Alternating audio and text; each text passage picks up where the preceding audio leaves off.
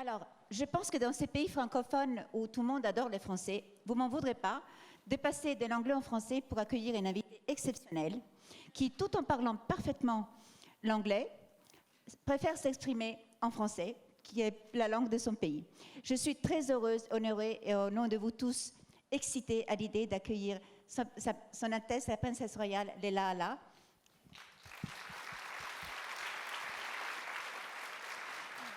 La princesse est la présidente de la Fondation Mohamed VI, qui est son frère, pour la protection de l'environnement.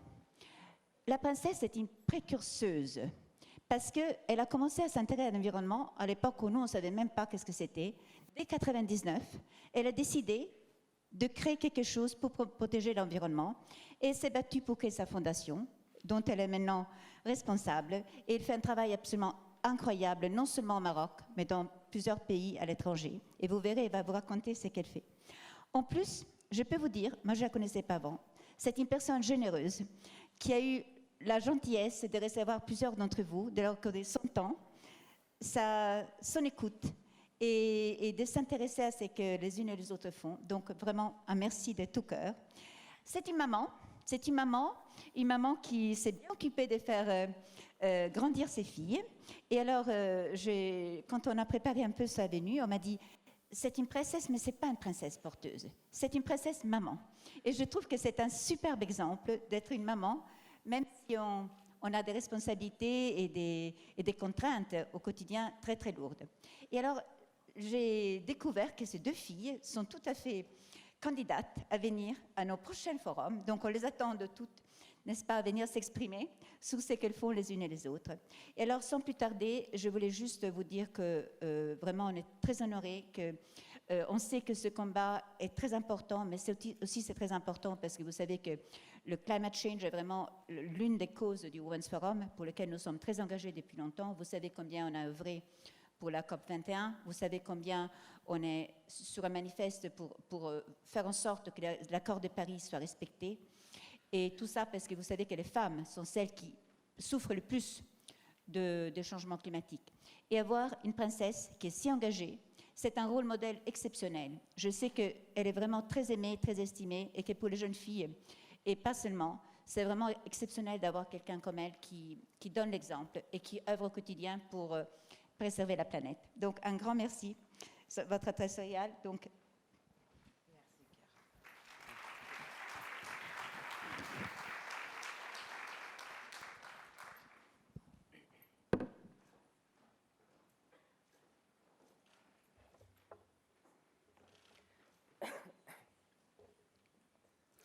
الحمد لله وحده والصلاة والسلام على مولانا رسول الله وآله وصحبه. Excellences, Mesdames, Messieurs, c'est avec grand plaisir que je prends part à cet éminent forum. Il se distingue par la qualité de ses participants et par la noble ambition qui l'anime, celle de porter haut et loin la voix des femmes, leurs valeurs et leurs perspectives. J'adhère pleinement aux valeurs portées par ce forum. Je salue aussi l'action et les combats que vous livrez pour faire écouter la parole des femmes, promouvoir leur leadership et réaliser le développement inclusif de nos sociétés.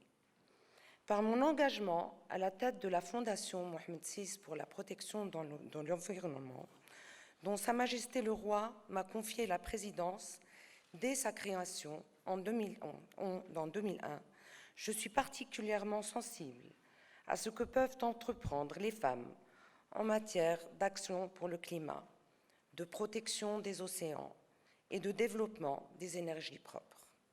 Non seulement les femmes sont au cœur de ces enjeux, tant locaux que globaux, mais elles peuvent y apporter un regard singulier et des démarches d'action originales et efficaces qui font d'elles des acteurs de changement de premier plan.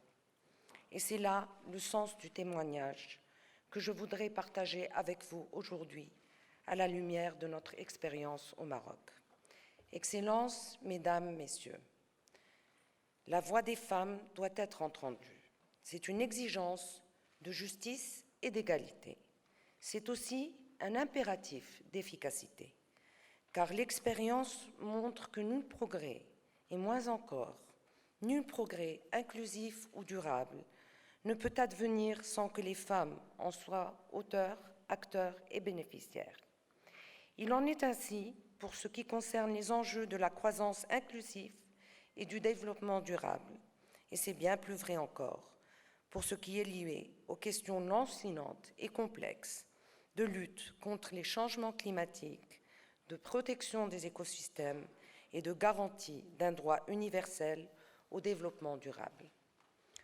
Le potentiel transformateur du leadership féminin est un atout majeur dans l'action globale pour le climat.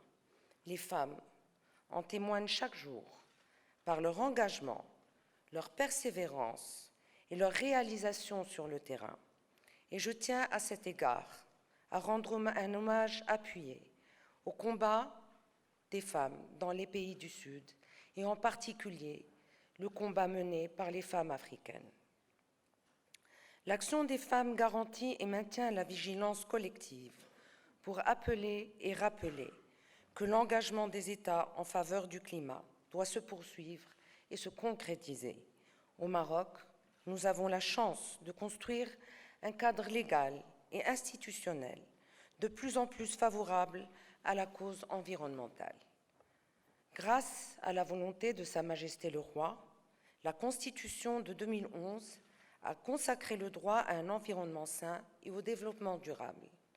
Le Maroc s'est aussi doté d'une charte nationale avancée dans ces domaines, et l'intérêt des citoyens pour la question climatique est sans cesse grandissant, notamment depuis la présidence marocaine de la COP22 à Marrakech en 2016. Le Royaume est aujourd'hui engagé dans des chantiers prometteurs et inédits de développement des énergies propres, de protection du littoral et de sauvegarde des écosystèmes fragiles, notamment oasiens. C'est dans ce contexte que j'assume, avec fierté et enthousiasme, la mission qui est la mienne à la fondation que je préside. Excellences, Mesdames, Messieurs, mon engagement à la Fondation Mohammed VI pour la protection de l'environnement, la voix de femme qui est la mienne, c'est avant tout une voix de mère qui, comme le font toutes les mères du monde, se mobilise pour garantir un avenir meilleur aux enfants. Ce parallèle, je l'aime et le revendique. Le travail que nous menons toutes à la Fondation, nous le concevons en effet comme un engagement de cœur, un engagement de mère qui accompagne, éveille, éduque et sensibilise. Il s'agit d'un travail à très long terme qui nécessite la patience, la persévérance, l'abnégation dont toute mère sait faire preuve pour les siens. Ce n'est donc pas un simple travail de gestion, de programmation, de communication, d'organisation que nous déployons. C'est avant tout un travail de conviction. C'est sans doute ce qu'en tant que femme, j'ai le sentiment de porter particulièrement dans mon action.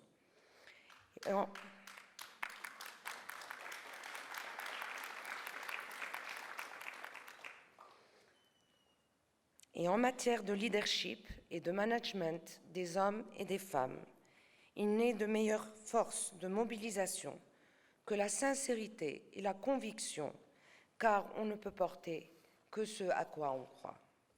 En matière d'environnement, comme en matière de transformation de nos sociétés, rien ne se fait en un jour. Il faut du temps. Les femmes que nous sommes, les mères que nous sommes, ont cette foi dans l'avenir qui leur donne la force d'avancer, de maintenir le cap, en dépit des difficultés qui peuvent advenir. Cette ténacité, cette patience, cette foi en soi sont un programme pour l'environnement. Excellences, Mesdames, Messieurs, le travail que je mène à la Fondation est d'abord, vous le comprenez, un travail d'éducation et de sensibilisation au service du développement durable. Bien entendu, les enfants et les jeunes constituent pour nous une cible prioritaire. Les enfants reproduisent d'abord ce que leurs parents et les adultes leur apprennent. C'est pourquoi nous nous attachons à leur montrer ce qui est vital pour la préservation du monde dans lequel nous nous sommes invités. Ce travail d'éducation, de sensibilisation et de transmission, c'est la mission quotidienne d'une mère pour ses enfants. Et c'est notre credo à la Fondation. Nous sensibilisons les jeunes générations au développement durable, depuis le préscolaire jusqu'aux études supérieures. Nous le faisons dans des programmes comme Éco-École ou Jeunes Reporters pour l'environnement, le réseau des universités vertes.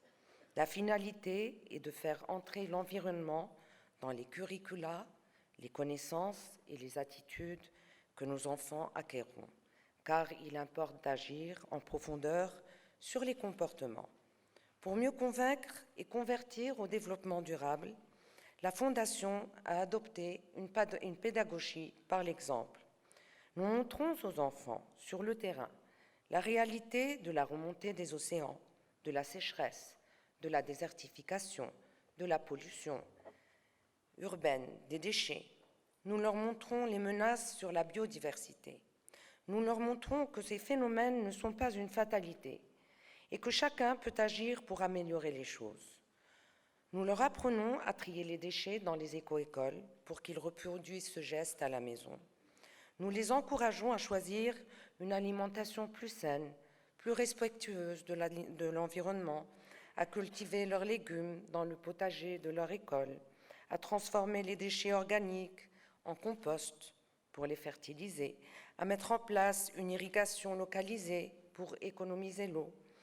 Avec un programme comme Jeunes Reporters pour l'environnement, nous formons les lycéens à s'approprier les problèmes environnementaux, à les analyser, à enquêter, à prendre position, à défendre. Nous apprenons ainsi à nos enfants à agir pour que soit mis fin à la dégradation de leur environnement. Dans d'autres programmes, comme la qualité de l'air ou la lutte contre le réchauffement climatique, nous cherchons à créer des conditions de l'échange et du dialogue. Nous favorisons l'émergence de solutions partagées, acceptées, les seules susceptibles de résultats tangibles. Nous nous plaçons résolument au centre des différentes dynamiques, en cherchant à les agréger et à les canaliser dans la bonne direction.